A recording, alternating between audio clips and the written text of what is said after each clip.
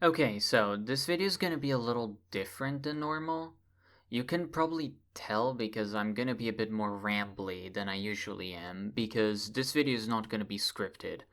I'm recording this right before I leave my house to go watch the Digital Circus premiere, and I'm gonna come back later and give my thoughts. But, since it came out like Thursday, the day before Friday, which is when I usually release videos, I don't think I have the time to write a full script, but I feel like there's value to just dumping all my first thoughts into a video and then seeing later on when I get more when I mull it over a bit more to see if my opinions change later on. So do know this video is going to be a bit more rambly. It's not scripted. It's just going to be me rambling on and on about what I liked and disliked about the finale. And yeah, obviously spoilers as well. I'm going to go leave now. I'm going to go watch it and I'll be right back.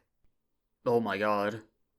Okay, so overall thoughts, I thought it was pretty good. It was pretty close to what I expected, actually. It, I don't know how to explain it, but it covered the points I thought it was gonna cover, and it did pretty well in it. So, the Soma theory was real, and I'm still not sure how to feel about it, but, people already had that theory for a long time, so it's cool to have confirmation for it. And the only thing that's in my mind right now regarding, the whole experience is, I'm partially disappointed that the cast really hyped it up as being surprising. You guys remember that one stream where Alex Rockon said, "Oh, however you think it's gonna end is probably wrong." But, me and my friends literally predicted this exact ending. It was pretty milk toast. Not that it was bad, it's just that all of the stuff that they were saying about the ending made me expect something crazy, and it wasn't really that crazy. It was a pretty decent ending. I don't know why they would say that. Of course, not to say the ending was bad. Having a simple ending is not a bad thing. It's just they kind of primed us to expect something else, and I feel like that is part of the reason why a lot of people were disappointed with it when the leaks started coming out. I have some bullet points I have about this here, and I'm gonna try to follow them, but I might wander a little bit and talk about the rest. So, first off, Jack's abstracting off screen in the first 10 minutes of the episode was definitely a bold choice. Not a good one, but it was a bold choice. I feel like Jack's abstracting, well, not abstracting as a whole, but abstracting off screen was a really bad choice from the writing perspective because it's the most interesting part about seeing an abstraction would be seeing what led up to it, but it was just kind of, oh, he talked to Pawnee, he talked to Pomni, wandered off, and then suddenly, hard jump, he's abstracted. It's oh, okay, so Pomni didn't even try to talk to him or anything, she just let it happen. After watching the episode, I went on Twitter to see what people were saying about the episode, and a lot of it was to do with the leaks. And so many people had the opinion that Jack subtracting at all was a bad choice. And I saw one post. I don't remember who it was by, but I don't want to bring harassment their way. But they were saying Goose when they make the suicidal character commit suicide in the show about meaning in a stagnant life, and I'm I get it to some extent, but at the same time, I feel like it can be poignant to show a character that doesn't make it as well. It's like what I mentioned in my Kane video. It's Kane was a great tragedy and a great cautionary tale to be this is what happens to people that don't get the message of the show. And Jax didn't get the message of the show. He was actively avoiding talking to them. He was ruining his relationships with everyone. So he suffered the consequences from it. It's like saying Romeo and Juliet dying at the end of their story is bad because they're children or something, when the entire point of the story is that their poor decisions and their character flaws led them to dying at the end. Not saying that I agree with the decision to kill off Jax, it's I feel like Kane by himself already did that pretty well. And like episode 9 felt like it was just a repeat of what episode 8 was saying, because it's like episode 8's message was that Kane didn't learn the message of the show and he was actively pushing people away, so he dies. And then episode 9 is Jax was pushing people away and he didn't learn the message of the show, so he dies. And it's like, okay, why did we waste time with episode 8? Especially with Kane being brought back, but I'll get to that later. I really like the flashbacks. I saw so many people having problems with Pomni being able to see into Jax's brain, but it's like I don't feel like everything in a story needs to be explained. Like, I mean, I do get it to some extent, like, some things need to be explained. But it's like, we already know that the circus members can conjure things if they believe hard enough, and, like, it worked on a thematic level, so I personally don't mind it. I can suspend my disbelief on it. I just wish it was more obvious that it was conjuring or something, because I felt like the characters practicing their conjuring abilities at the start of the episode was kind of wasted. It's like, oh, they spent so much time conjuring like things, and then later in the episode they just don't conjure anything. It's like, what was that practicing session for? Like, they didn't even use their abilities anywhere. Ribbit and Kaufmo were cool, but after seeing how their abstractions went down, it feels kind of forced, doesn't it? Because the two of them abstracting feels kind of like willful ignorance on the part of the other characters. It's like, I get willful ignorance on the part of Jax, that was like literally on purpose, but like, where was Ragatha during all this? It seems like she was really close friends with Ribbit, to the point where like Ribbit was the first person she went to make groups, but then Ribbit was like, oh, I'll be with Jax and stuff. But like, why didn't she try to talk to Ribbit during the flashbacks? Like, it was so obvious something was going on between her and Jax, and then Ragatha just kind of sat in silence and did nothing. At least we didn't see much from Kaufmo's abstraction. Maybe they did try reaching out to him, but he was just too focused on the exit thing. So at least that is fine, but Ribbit's abstraction just kind of sat a bit strangely with me. I honestly kind of expected it to be very sudden, and that's why no one could react to it. It's like Ribbit started feeling a bit bad, then her and Jax had an argument, and then, like, at the end of the day, she was already abstracted or something. Then it's like, then I could excuse it. It's like Ragatha had way less time to figure out what was going on and to go talk to Ribbit. And maybe if Ribbit was like, no, don't talk to me, leave me alone, then it was, like, harder because, like, I want to respect her boundaries, but, like, I'm also really scared that they're gonna abstract. But it was like literal seemingly weeks of like her openly spiraling and being worried that Jax didn't like her anymore, and it's like, where was Ragatha? Was she just like fucking around doing nothing? Was she counting her eggs before they hatched with Kinger? This problem is also kind of repeated with Jax's abstraction because it ended up feeling a little forced. It's like Jax went up to Pomni, tried to talk, but then felt awkward and was like, never mind, and walked away.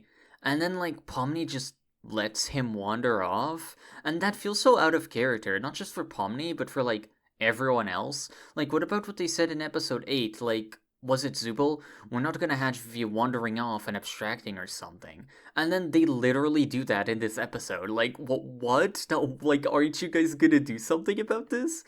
Like, as a whole, I don't mind the idea of Jax abstracting as a plot point. I feel like it would be an interesting concept to explore, and it was a pretty interesting concept, but it was pretty strangely handled. And I don't know how to feel about it with the context of what happened to Kane, but I'll get to it later after Kane, like after I get to Kane. The segments in Jax's mind were pretty cool. I really liked the reference to Coyote and stuff. And like, Jax's backstory is also pretty great. Personally, I liked the idea of the car accident theory. That one was interesting. But I also really like what this one did with like his relationship with his parents and stuff. And with the way he described his mom, it also explains a lot about his character and why he was like kind of obsessed with his like perception as being masculine and got so offended with the maid dress. It's like, it makes sense. It is like not what I expected, but it makes perfect sense. And honestly, I really like the lamppost scene of Jax being under the lamppost and Pomni walking up to him and him being like, "I'm an awful person. You shouldn't love me. You shouldn't care about me."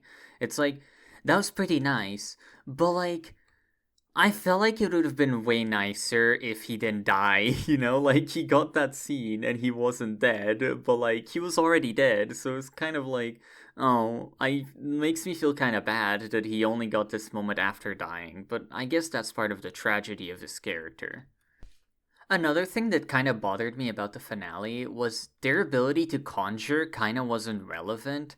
Like, Kinger introduced it last episode, and it was an incredibly important plot point for them to be able to delete Kane. So then I thought them practicing their conjuring abilities at the start of the episode would mean that it would become important later on. But it kind of didn't. Like, after the start of the scene, and it hard jumps to Jax being dead, I don't think any of them conjures. Or, like, if they do, we don't really see it happen, you know what I mean? It's like, if they do conjure, it's not made obvious that that's what's happening, because I do think it's possible that Pomni going into Jax's mind was a form of conjuring, but it wasn't made very clear. With Jax's abstraction, I was really scared for a second there that he was gonna come back, and I was like, if abstraction was reversible, that would really suck. It would really sour my experience on the entire show. It's like, oh, okay, so you could have just undone that, like, all this time. But, like, I'm glad they didn't undo it. Like, if you're gonna do a big plot point of a character dying, I'm glad they didn't go back on it, unlike Kane. So, yeah, let's get to Kane. Kane came back. My analysis video was wrong. Malik, if you didn't see my Kane video, I analyzed Kane from the lens of a tragedy, and why I thought him coming back was off the cards because his story was formatted like a really great tragedy where his character flaws lead to his demise in the end. But this episode just kind of undoes it, which is kind of weird. Like, I didn't mind it that much. It's like, I felt like it was handled pretty fine, but it was like, Kane redeeming himself and changing and growing, which is the thing he was incapable of doing, like, before in the show, was a nice ending. But it's like, I felt like him and Jack swapped positions, if that makes sense. It's like, Kane, I thought, was, the tragedy. He was the cautionary tale of, like, oh, this is what happens when someone doesn't listen to the message of the show. They fucking die, I guess. But, like, Jax had a ton of setup that he was gonna get better and he was gonna improve and he was gonna make friends. But then Kane, who had, like, no setup that he was gonna become better, becomes better, and Jax, who didn't have any, like, who did have a ton of setup for that, just becomes the tragedy and he dies and, like, it doesn't get undone. Like, I just feel like that was kind of a waste from a writing perspective.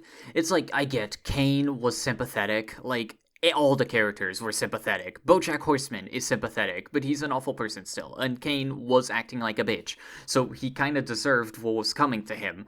But it's like, Kane was like a great tragedy, and him dying was really poignant.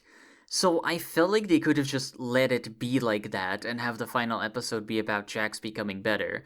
But then they just kind of randomly, like, Indiana Jones swap Jax out for Kane. It's like, well, actually, Jax is supposed to be the cautionary tale. Kane was fine all along. And it's like, I don't know how to feel about that. It's like kind of weird, right? Why even bother killing Kane in episode 8 if you weren't even planning on that death sticking? You know what I mean? They could have had him fall asleep. Maybe it's like he falls asleep, the circus breaks down because he's not there actively maintaining it, and his body falls into the void, and they're like, oh my fucking god, Kane fell into the void. You know what I mean? Like, that would have been a great ending, it would have been surprising, and it would have like, it made us expect Kane to be a tragedy, and it just being undone randomly. It's like throughout the story, we get to know about Kane's motivation and why he acts the way he does, but of course that doesn't excuse his actions. He still treats everyone pretty poorly, and he acknowledges that in the final episode. But the main thing with Kane was that he never listened and he never changed. And then to just the finale say, oh, that was just the blue orb the entire time, and he just kind of takes it out of him and throws it into the void, and now he's suddenly good. It was kind of like strange. If I had a nickel for every time I brought Avatar The Last Airbender when it comes to describing something about Kane, I'd have 2 nickels. Like, let's see. Imagine, like, Zuko and Azula from Avatar The Last Airbender. I like to think that Jax is like Zuko and Kane was like Azula. It's like they both have really sympathetic backstories, and you can understand why they act the way they do. But then you have Zuko, who's the character that does bad things but is actively being set up to have a redemption arc at the end. And then you have Azula, who is another character who also actively does bad things, but she isn't being set up for a redemption arc. So now imagine instead of Zuko getting the redemption arc, it's Azula that just randomly is like, oh, actually, I'm not evil anymore, and then like just joins the cast, and then Kane, and then Zuko just dies or something. That would have been very strange, right? That's what I feel like about Jackson Kane. It's like Kane was a very cool character, and he was very sympathetic, and I felt very bad for him, but it's still undeniable that he was treating everyone horribly, and he was a very bad person and a very bad host. And his inability to change was the reason he died. That's why I thought he was a great tragedy. But then that just gets undone, and he's like, oh, I'm good now, I'm not gonna do the same things again, which like would have worked if like there was setup for it, but it just kind of came out of nowhere. And then there's Jax that had the setup happening of him getting close to Pomni, but pushing her away, and then like setting up what happened to Ribbit and that mystery, and then we see his backstory of like him like revealing too much to Ribbit, and then that makes him feel awkward, and he goes back to his mask, and then Ribbit thinks he doesn't like her anymore and that she did too much, and like that is such a really good setup for a redemption arc where he realizes that what he did to Ribbit was messed up and that it was alright for him to open up because Ribbit was good to him. Like, Ribbit was a good person and she wasn't gonna make fun of him for it. But it's like, then they just kill Jax, who had a lot of setup to have a really good and poignant redemption arc, and bring back Kane, who had a really poignant and good, like, death for the writing, but then they just undo it. Like, it was very strange. I don't know. And I'm not even just that mad that I was wrong. It's like, it's fine. Like, I still think my Kane video holds up even with him coming back, because, like, it is true that his story was very tragic, and analyzing it from the lens of a tragedy is nice, is a cool way to do it. And, like, but it's what I said in that video. It's like, Kane coming back was like, in the moment, I was like, yay, Kane's back. But then at the end, it left me kind of feeling hollow because it felt a little like. It didn't feel like the right decision for the story. I really liked the ending, though, of them seeing what their human parts were up to. It's like. I felt like it was really bittersweet in a way. Like, I'm glad they could find comfort in it, but personally, I would actually lose my freaking marbles if I heard that. But like, at least the end credits show that they're kind of thriving in there. And it's basically what I predicted to my friends. I remember talking about the digital circus while playing Overwatch with my friends, and I remember very explicitly it was in Junkertown and I was playing Onron. Like, this is not relevant at all, it's just like something that makes me think of this. And it's like, we were talking about it, and it was like, what would the ending be if they didn't escape the circus? And I was like, well, they can conjure things, so them basically making it a paradise for themselves, where they just invent things and just have fun, would be a great ending, I feel. And that's basically what they do. So that's what I mean, like, why were the VAs being like, oh, it's very surprising and like, you won't be able to predict it, when it's like it was very milk toast. Not that being milk toast is bad, of course. Like, there are a lot of milk toast endings that are really great, but like, I feel like they really shot themselves in the foot, making us expect something completely like crazy and insane, right? So, like, overall thoughts? It was nice. The finale was great. Like, I had a lot of complaints in this video, but it was still pretty great. I actually thoroughly enjoyed it. I feel like it could have been better, but I say that about literally every piece of media I ever watch, because, watching pieces of media, like watching shows and stuff, means you should be able to look at them with a critical lens and acknowledge when stuff they do was poorly executed. So, like, I see the ideas that were there, I just feel like it was kind of poorly executed at times, and at worst, it was kind of just undercutting the rest of the show.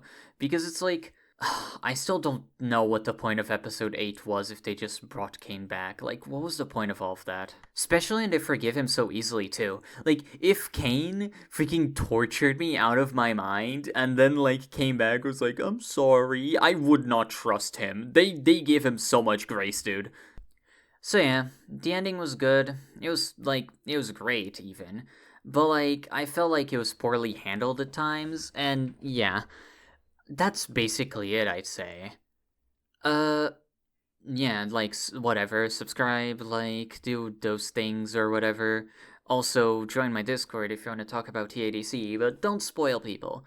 The comment section of this video, you can post spoilers, like, whatever. It's like, since this video is very spoilery, like, I don't think people who haven't watched it are gonna be here. But if you do join my Discord, don't post spoilers there, or you will be banned instantly. I don't care. And thanks for listening to me up about the digital circus once again. Goodbye.